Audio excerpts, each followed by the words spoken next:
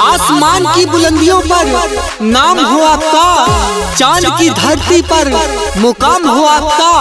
हम तो रहते हैं छोटी सी दुनिया में, हम तो रहते हैं छोटी सी दुनिया में, पर ईश्वर करे सारा जहान हो आपका। रायबरेली के उभरते सितारे, गायक व नायक रोशन अग्रहरी जी को भोजपुरी के सभी स्टारों की तरफ से जन्मदिन की ढेर सारी शुभकामनाएं।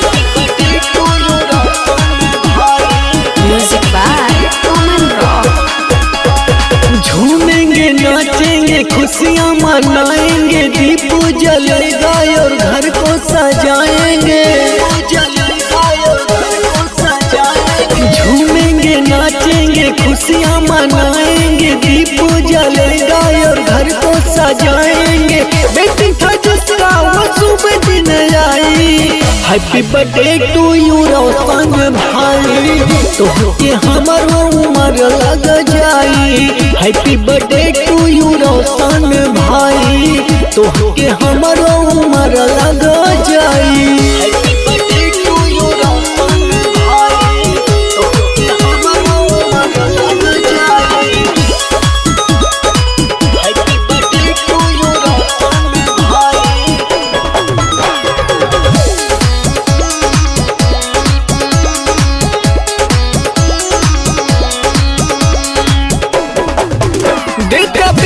भैया हो बधाई, संग ठाकुर पंकज सिंह भाई,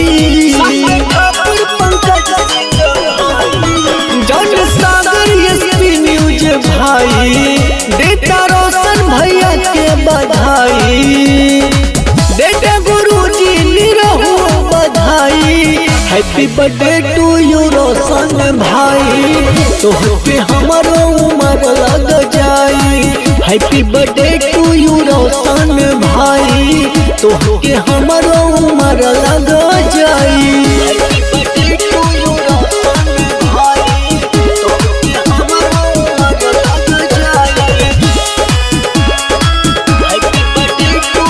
music by Common Rock. Nisha Pandey दे तारी बधाई, जुग जुग जिया मोर भाई,